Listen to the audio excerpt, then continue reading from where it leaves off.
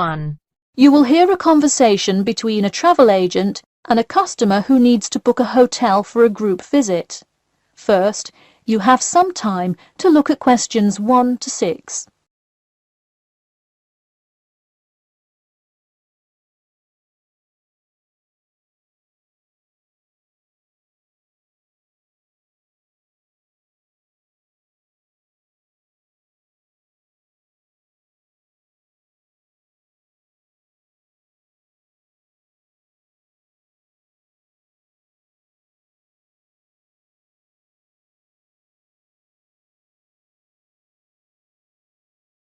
Listen carefully and answer questions 1 to 6. Hello, Elite Travel. This is Emily speaking. How may I assist you today? Hi, I have a group visit to plan, and I wonder whether you could help me decide on which hotel to book. I've narrowed it down to either the Winchester, the Royal Hotel, or the Star Hotel. I'm wondering if you have a recommendation. I would be happy to help. Those 3 are excellent choices. If everyone is booking hotel rooms independently, an easy way to do it is online booking. The Star Hotel offers online bookings at no additional charge. It sounds fine. Yeah, and you can even book the gorgeous sea view rooms if you act quickly. I'll consider that. It would be great since we're mostly first-time visitors to the area to get a nice view of the water. Now, are there handicap-accessible rooms? Yes, all 3 options have access for the physically disabled. Great. I should also mention that we'll be on a tight schedule, so we won't have much time to go out for meals. Which of these hotels serve food? There is a limited continental breakfast menu at the Star and at the Winchester. For a full restaurant and room service, the Royal Hotel is your best bet. Oh, wonderful. Could you tell me more about the restaurant? Absolutely. In the morning, there is a gourmet buffet or a la carte item, and after 11 a.m. lunch is served in the dining room. Dinners are in a nice, low-key but high-quality setting in the hotel's private dining room, and Fridays feature the house jazz band. How lovely. Is there a group discount? No, sorry, not at the Royal Hotel. Let me check on the others, though. Could I place you on hold for just a second? Sure, thanks. It looks like there is one at the Winchester. 15% off when you book 8 or more rooms. Really? Sold. We'll book at the Winchester. Wait, is it suitable for children, though? We'll have a few little ones in our group, and it would be great to have a way to keep them occupied. Yes, in fact it has a play place that kids just love, with slides and swings and everything. Definitely a good hotel to bring the kids. Okay, great. Before you hear the rest of the conversation, you have some time to look at questions 7 to 10.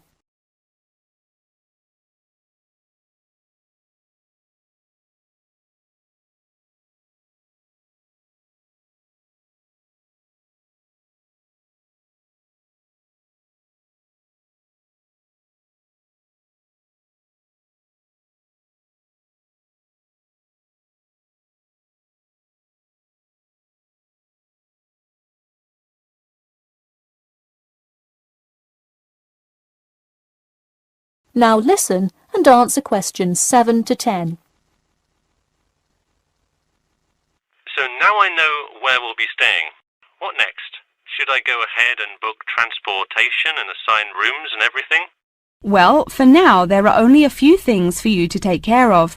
We will hold a block of rooms for you as soon as you send a deposit. I recommend booking as soon as possible, so you probably want to send the invitations as soon as you know how many rooms to hold. Oh, right. Okay. I'll send the invitations and put down the deposit. Is there anything else I should take care of? Great! And don't worry about this now, but sometime before you arrive, do let us know if you'll be requiring our transport service to and from the airport. I'll make sure to let you know. Does that incur a service charge, or perhaps a tip, or some presents to show our gratitude for the personal car service? Oh, don't worry about it. It is a free service, so if you would like to tip, you are welcome to do so. But hotel drivers do not accept gifts. Thanks for your help. My pleasure. Enjoy your stay at the Winchester. That is the end of part 1.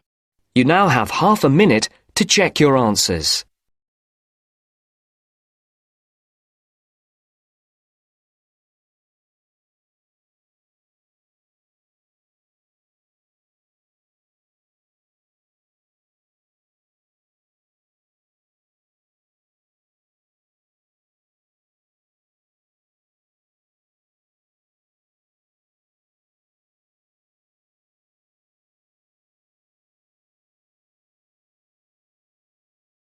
Now turns to part 2. Part 2. You will hear a talk about the 11th Annual Durham County Car Exhibition. First, you have some time to look at questions 11 to 16.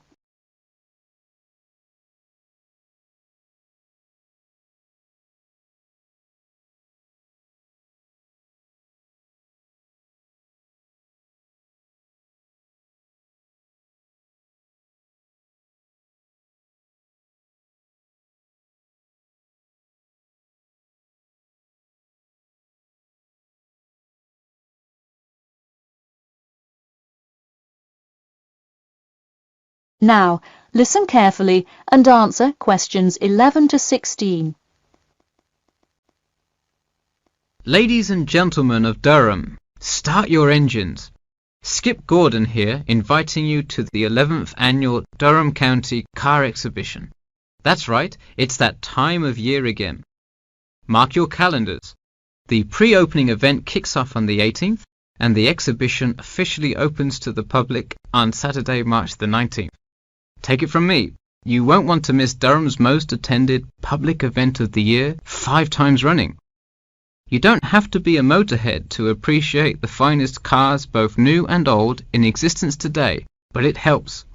Be one of the 70,000 people to see everything from big rig monster trucks to good old-fashioned classic hot rods. Get your tickets now. Admission is £10 for adults and £5 for children during off-peak times, and £20 for adults and £10 for children, and senior citizens on weekends and for full-day passes. Come see vintage classics, bid in the auctions, and even test out a few on the Winners' Circle racetrack.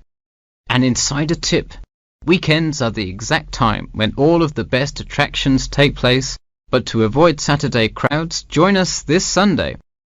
You'll see me, Skip Gordon, and all your friends from WKXP there this Sunday at our very own booth, so stop by and say hi, and you might just win a prize of your own. A new attraction this year will be the addition of a new car category, electricity, namely the electric car class. See displays from Toyota, Honda, and you guessed it, Tesla. Watch as the first generation of fully electric cars compete on style, ride, and watch the main entertainment as there's going to be a fabulous show of racing car to see who takes home fastest battery-powered car. While not typically known for their speed, this new class is guaranteed to surprise you. Before you hear the rest of the talk, you have some time to look at questions 17 to 20.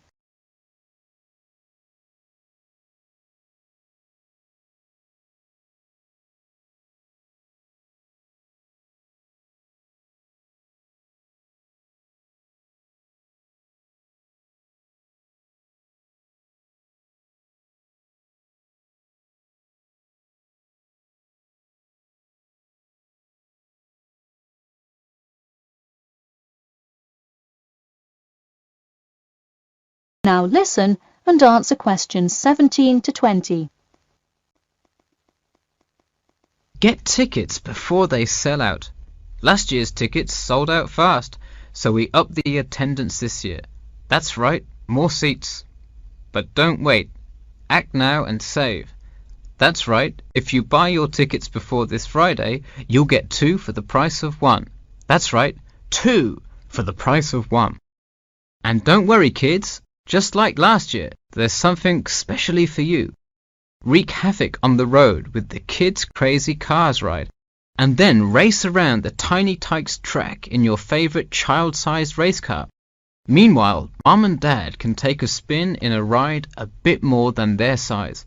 We're rolling out a massive dirt track so you can get behind the wheel and test drive something a little more adventurous.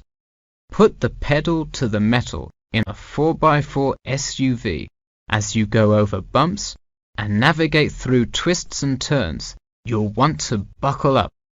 You heard it here. Act now to get in on the fun at the Durham County Car Show before it's too late.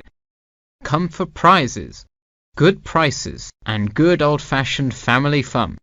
We had a lucky draw for a new car last year, but this year our main event is the Monster Truck Rally, where one lucky fan will win a chance to experience the thrill from behind the wheel, well, next to the wheel, as they ride with legendary driver Smash Tate. Feel the speed firsthand and talk to a living legend in a true, once-in-a-lifetime opportunity. For tickets, go online to www.durhamcountycars.com or call 1-888-CAR-SHOW now. We'll see you there, and always remember to buckle up. That is the end of part 2. You now have half a minute to check your answers.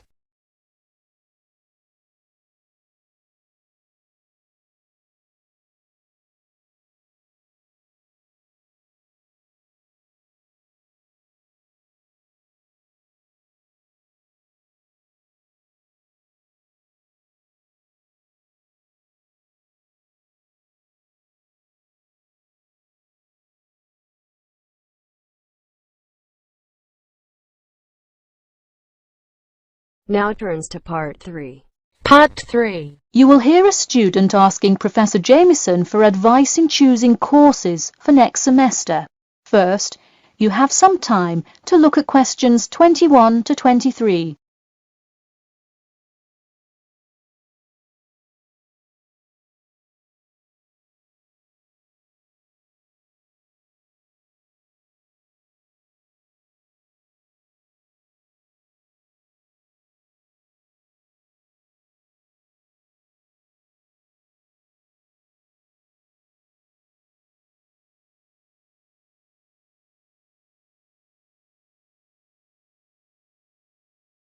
Now, listen carefully and answer questions 21 to 23.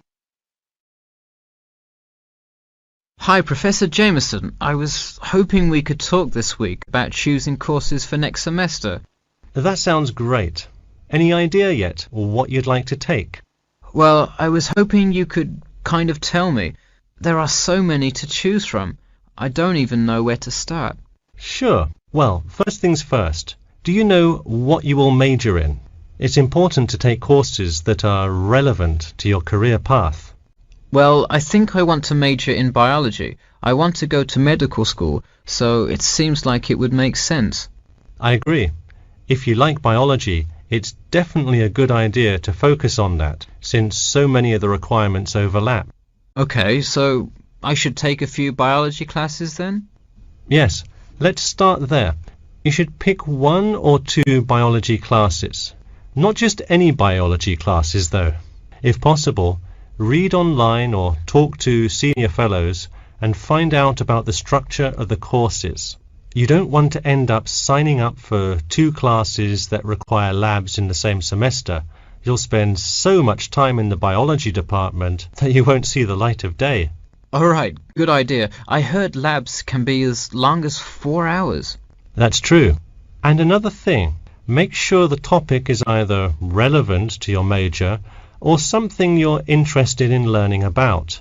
It sounds obvious, but do not just take a class because you heard it was easy or because it does not require attendance. Of course not, though it would be really nice to have at least one class that's a little bit less rigorous than the ones I'm taking this semester. I barely sleep as it is with all this studying. That may have more to do with your study habits, though I don't disagree that your schedule is really difficult this semester. Before you hear the rest of the talk, you have some time to look at questions 24 to 30.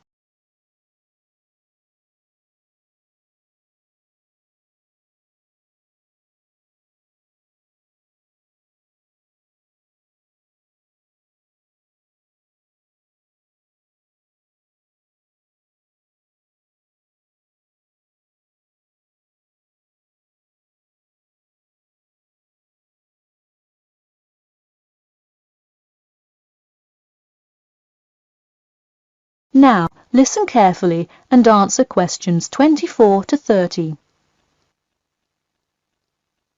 So, any idea which biology classes you may decide on for next semester? Well, I was thinking of taking human physiology. It sounds relevant and interesting. I think it is an interesting class, but I would recommend against it. You're already in human anatomy, which also covers physiology, so it would be repetitive and probably not the best use of your time. If I already know some of the stuff, I could take it to boost my GPA a little bit. You could maybe do that, except the professor that teaches it is famous for giving out the fewest A's of any professor. Oh well, never mind. Now, changing subjects. Have you decided yet on your research topic? Well, I actually decided. I don't want to do a research paper. I'm going to do a dissertation instead. I think I will much more enjoy coming up with a thesis and finding all the details to support it. I see. Didn't you already do some of the research, though? What happened to that? Well, I started doing research. Then the more data I collected, the more complicated things got. I realized I would have to take a lot more steps to randomize the sample, and then I realized I would need to control for more factors. I see. What kind of data collection did you do? I interviewed employees at the water treatment facility after Professor Dickinson recommended it. I understand. Well, the research paper could be much more outside work, but it may be worth it if that is what you're interested in. No, I am a lot happier just doing the dissertation. That's fine with me. Just remember, you need to finish your first draft and send it in soon. It's already the middle of February. Oh wow, it is, isn't it? I just have to finish it by the end of March, right? Yep, but don't forget, the date will really sneak up on you. Okay, I'll make sure to set reminders in my calendar. And who do I talk to about registering my dissertation? You should go to the department office and then talk to the secretary. I thought I needed to talk to the department head. Not for registering. If you need help developing your dissertation, that's when you should go to the department head. I see. And who would I see about getting access to the database of past research on my topic?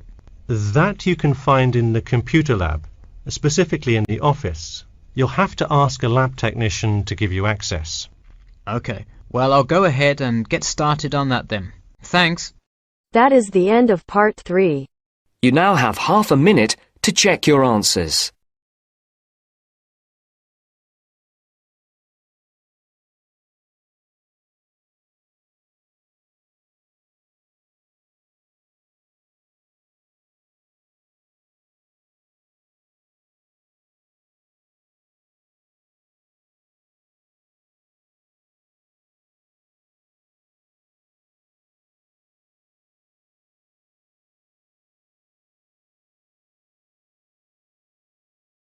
Now turns to part 4.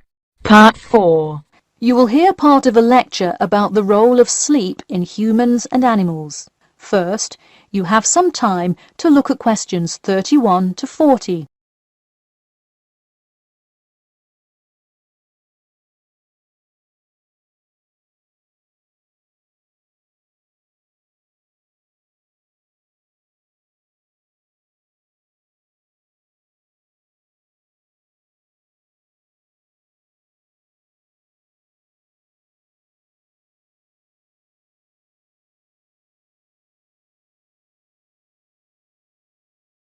Now, listen carefully and answer questions 31 to 40. Good morning, everyone. In today's lecture, I'm going to talk about the role of sleep in humans and animals. Of all the biological processes in the animal kingdom, sleep is perhaps the most important. A human can survive for almost 2 weeks without eating, but did you know that 1 week without sleep can be fatal? It's even worse for animals, especially for those who must avoid predators. Without sleep, an animal is much less capable of avoiding an attack. This is the case for all animals, whether they are reptiles, mammals, or fish. Let us look now at how different animals sleep, reasons for their ways of rest, and the potential problems they might encounter. In marine life, sleep must be balanced with breathing. For example, the dolphin must float to the surface as it sleeps in order to breathe. Like other large sea mammals, they keep one eye open and one half of the brain awake at all times to maintain some amount of consciousness required to breathe and to watch out for possible threats. They sleep with only one brain hemisphere in slow wave sleep. Birds also have unusual sleeping patterns, mostly due to being constantly on edge in the presence of numerous predators. They usually sleep quite lightly. For example, Swainson's thrush, also called olive-backed thrush, is a medium-sized thrush that takes hundreds of naps during the day, each of which lasts just a few seconds. While migrating, migratory birds tend to function well on micronaps. Horses, on the other hand, do most of their sleeping standing up. Scientists think that horses developed their habit of sleeping upright as a defense mechanism, a way of protecting themselves against predators, and a standing position keeps a horse in a constant state of readiness to race away if danger should approach. Also, horses do occasionally take short naps lying down. Horses are heavy animals with big muscles, but their bones are surprisingly delicate, so lying in one position for a long time could well injure a horse. Just like humans, animals can also have sleeping problems. Dr. John Hendricks and Adrian Morrison from the School of Veterinary Medicine, University of Pennsylvania in Philadelphia, determined that certain diseases were primarily associated with the sleep states in animals. In their research, they emphasized that because so much in this area still remains unclear, animal models were very important for studies of sleep disorders. The physiology of sleep in animals is similar to that of humans. But why do we humans sleep? Researchers and scientists believe it helps us organize our memories of the day, that sleep acts as a kind of filing system for the brain. Without it, our thoughts become disorderly and confused, which leads to increased likelihood of accidents and a tendency to say and do bizarre things. Researchers also believe that sleep plays a key role in learning. We sleep so that the brain can integrate new knowledge and form new associations. Because of the similar sleeping pattern to that of humans, rats are often studied in order to increase our knowledge of human physiology. In one study, rats were kept awake for almost 2 weeks and their behavior was observed. Researchers found the sleep-deprived rats could hardly remember anything of what they had been taught that day. For example, one rat had been taught to recognize pictures of various Parisian landmarks in order to receive food. Pressing a button below a picture of the Louvre would result in food being released, and so forth. However, when deprived of sleep, they would press buttons seemingly at random. In addition to rats, the fruit fly, a small insect that feeds and breeds on spoiled fruit, also has been used as a model organism, and thousands of scientists around the world work on it. But why was the fruit fly chosen to be studied? It was for practical reasons. The most important one is that the relationship between fly and human genes is so close that the sequences of newly discovered human genes, including genes that show a susceptibility, can often be matched against their fly counterparts. This provides an indication of the function of the human gene and could help in the development of effective drugs to help people with sleeping disorders. Therefore, many scientists today choose to study the genetic structure of the fruit fly, which could make a particularly important contribution to the understanding of developmental processes in humans. In conclusion, sleep is a necessary part of life, not just for humans, but for the entire animal kingdom. Now, I'd be happy to answer any questions you may have. That is the end of part 4. You now have half a minute to check your answers.